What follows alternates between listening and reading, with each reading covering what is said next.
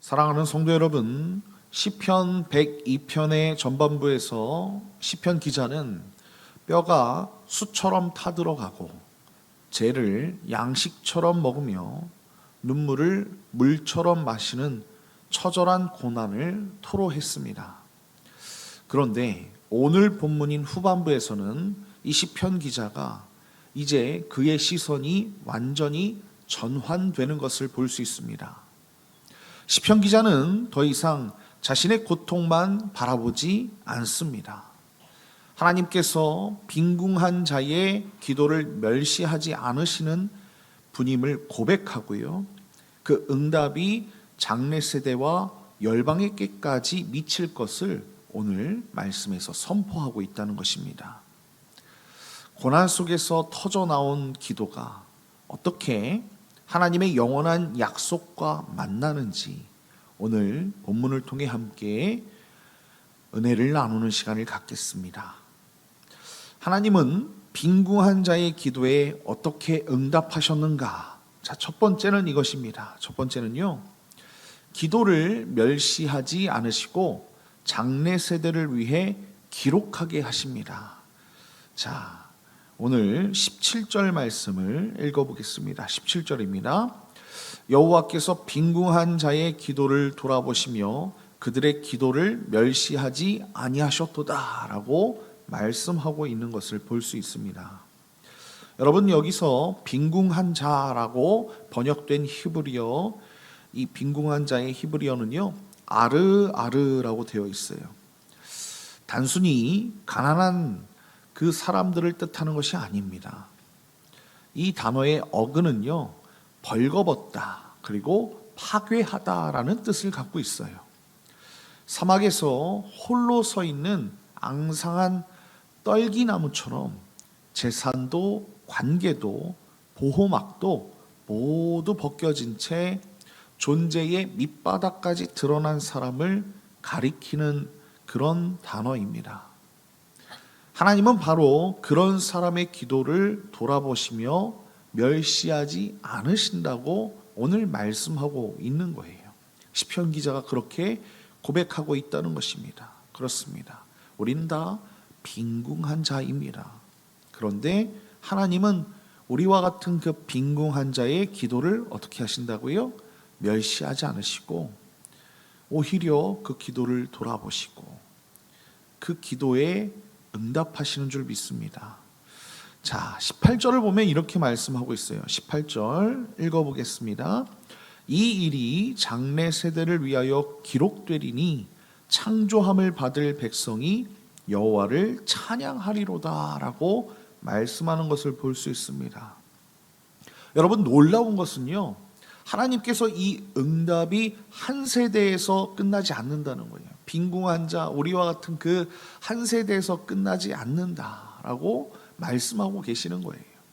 시편 기자는 이 일이 장래를 위하여 기록될 것이다 라고 선포하고 있지 않습니까? 그리고 창조함을 받을 백성, 그렇게 이야기하고 있어요. 여호와를 그들이 찬양할 것이다 라고 말합니다. 여러분, 창조함을 받을 이라는 이 표현은요, 하나님만이 사용하시는 창조의 동사 바라에서 나오는 것입니다. 바라.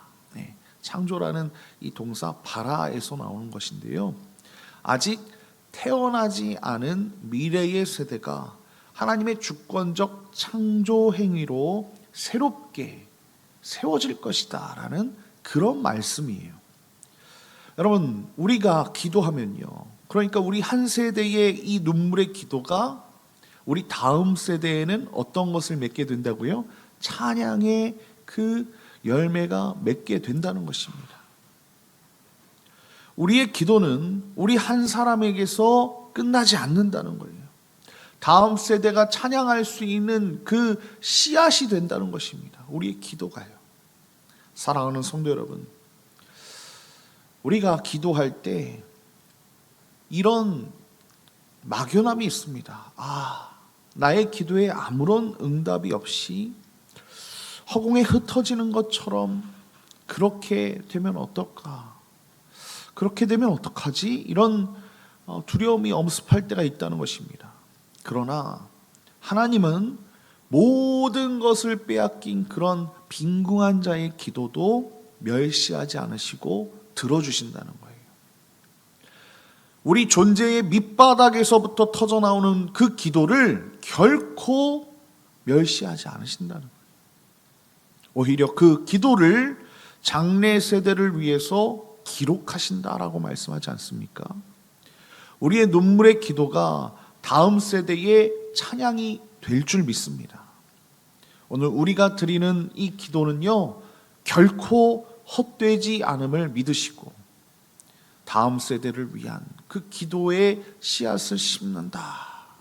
정말로 하나님의 은혜가 우리 다음 세대에게 임하기를 여러분들이 간절히 기도하면서 하나님 앞에 겸손히 오늘도 빈궁한 자의 그 마음, 가난한 자의 마음으로 주님을 바라보며 기도하시는 저와 여러분 다 되시길 예수님의 이름으로 축원드립니다. 자, 하나님은 왜 갇힌 자의 탄식을 들으시고 해방하실까라는 또 질문이 나옵니다. 자, 그렇다면 두 번째는 이것이에요. 그의 이름을 선포하게 하시고 열방이 함께 예배하게 하신다는 거예요. 자, 우리 19절과 20절을 보면 이렇게 말씀하고 있습니다. 여호와께서 그의 높은 성소에서 굽어보시며 하늘에서 땅을 살펴보셨으니 이는 갇힌 자의 탄식을 들으시며 죽이기로 정한 자를 해방하사라고 말씀하고 있는 것을 볼 수 있습니다. 여러분, 여기서 굽어보시며로 번역된 원어는요, 높은 곳에서 몸을 기울여 아래를 자세히 살피는 행위를 뜻합니다. 굽어보시며. 하나님은 먼 하늘에서 무심히 내려보시는 그런 하나님이 아니라는 거예요. 갇힌 자의 탄식, 죽음 앞에 내몰린 자의 그 신음을 들으시려고 친히 몸을 기울여 살피시는 분이십니다. 그런데 하나님이 그들을 해방하시는 데는 분명한 목적이 있다는 것이에요. 21절과 22절을 보면 이렇게 말씀하고 있습니다. 여호와의 이름을 시온에서 그 영예를 예루살렘에서 선포하게 하려 하심이라. 그때의 민족들과 나라들이 함께 모여 여호와를 섬기리로다. 아멘. 자, 하나님이 고통받는 자를 구원하시는 이유는요, 시온에서 여호와의 이름이 다시 선포되게 하시기 위함이었고요, 예루살렘에서 찬양이 다시 울려 퍼지게 하시기 위함이었다는 것입니다. 그리고 이 회복은요, 이스라엘 한 민족에 머물지 않는다는 거예요. 민족들과 나라들이 함께 모여서 여호와를 섬기게 된다는 것입니다. 한 사람의 탄식에서 시작된 이 기도가요, 공동체의 그 회복을 넘어서 열방의 예배로 확장되고 있는 것을 우리는 이 말씀을 통해서 알 수 있다는 것입니다. 사랑하는 성도 여러분, 하나님이 우리를 고난에서 건져주시는 것은요, 단지 우리 개인이 편안해지기 위함이 아니라는 것입니다. 하나님의 이름이 우리의 삶의 자리에서 선포되고 그 찬양이 우리를 넘어, 우리 공동체를 넘어 더 많은 사람들에게, 이웃에게, 세상에 퍼져나가게 하기 위함이라는 것을 여러분들이 깨달으시길 예수님의 이름으로 축원드립니다. 여러분, 우리의 회복이요, 하나님의 이름을 높이는 통로가 되는 거예요. 그리고 우리의 예배가 다른 이들을 하나님 앞에 이끄는 초대가 되는 것입니다. 여러분, 이것을 깨달으시고 오늘도 주님과 함께 정말로 주님의 이름을 높이는 우리가 통로가 되기를, 또 우리 예배를 통해 정말 세상 가운데 하나님을 알리는 아버지의 백성들 다 되시길 예수님의 이름으로 축원드립니다. 자, 중도의 힘이 꺾인 이 시편 기자가 무엇을 붙들고 기도하는가라는 것을 또 우리가 볼 수 있습니다. 세 번째는 이것입니다. 하나님의 약속을 붙들고 후손의 미래를 소망하는 것을 볼 수 있습니다. 자, 오늘 본문 23절과 24절 보면 이렇게 말씀하고 있습니다. 그가 내 힘을 중도에 쇠약하게 하시며 내 날을 짧게 하셨도다. 나의 말이 나의 하나님이여 나의 중년의 날을 데려가지 마옵소서. 주의 연대는 대대에 무궁하니이다 라고 말씀하고 있는 것을 볼 수 있습니다. 여러분, 시편 기자는 갑자기 다시 자신의 연약함으로 돌아옵니다. 내 힘을 중도에 쇠약하게 하시며 내 날을 짧게 하셨도다 라고 고백하고 있지 않습니까? 인생의 한창 때에 갑자기 힘이 꺾이는 경험, 계획했던 것들이 무너지는 순간은 우리 모두에게 찾아올 수 있는 거예요. 그렇죠? 우리 모두에게 찾아오는 것입니다. 그러나 이 시편 기자는요, 그 무력감 속에서도 우리 하나님을 어떻게 부릅니까? 나의 하나님이여 라고 부른다는 거예요. 하나님의 영원하심을 붙들고 있다는 거예요.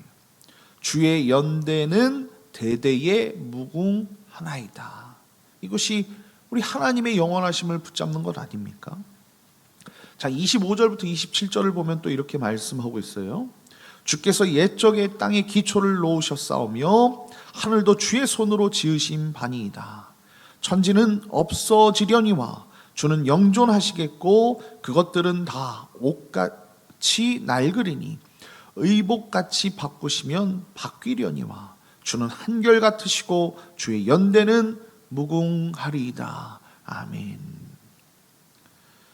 여러분, 시편 기자가 아주 놀라운 대비를 보여주고 있습니다. 영원할 것처럼 보이는 하늘과 땅도 옷처럼 낡아 해지고 사라진다라고 고백하고 있지 않습니까? 그러나 우리 하나님은 어떻게 하신다고요? 영존하시도다라고 말씀하는 거예요.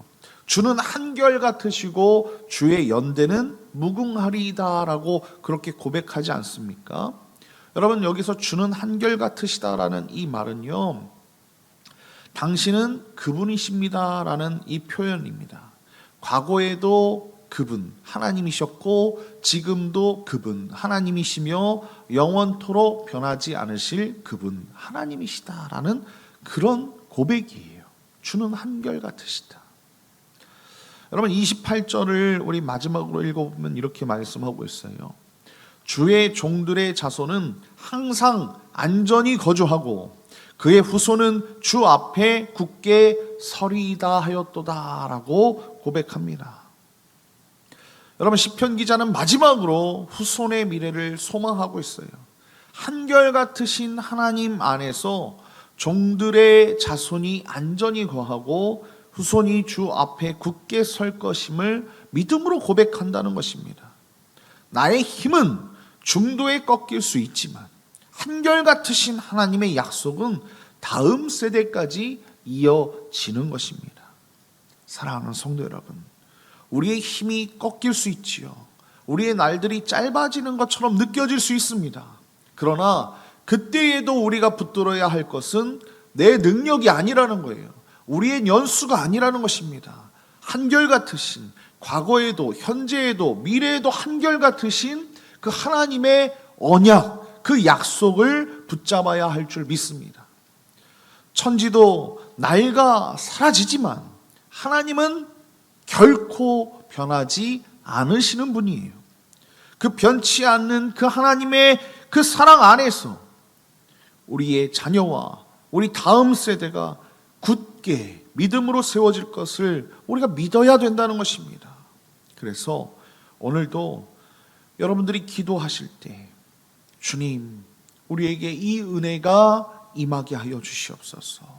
한결같으신 주님의 은혜와 사랑 가운데 거하며 우리의 자손들이 주님 앞에 온전히 굳게 서게 하여 주시옵소서라고 기도하는 저와 여러분 다 되시길 예수님의 이름으로 축원드립니다.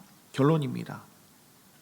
미국 워싱턴 중앙장로교회를 섬기시는 유명한 분이시죠. 류응열 목사님이 전해주신 이야기입니다. 랭커스터 바이블 컬리지의 총장이었던 피터 티그 박사의 셋째 딸 제시카는 선천적인 장애를 갖고 태어났습니다.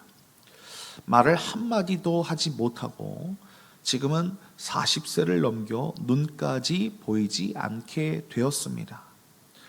처음 부부는 하나님께 이렇게 기도했대요. 왜 우리 부부에게 이런 일이 닥쳐야 합니까?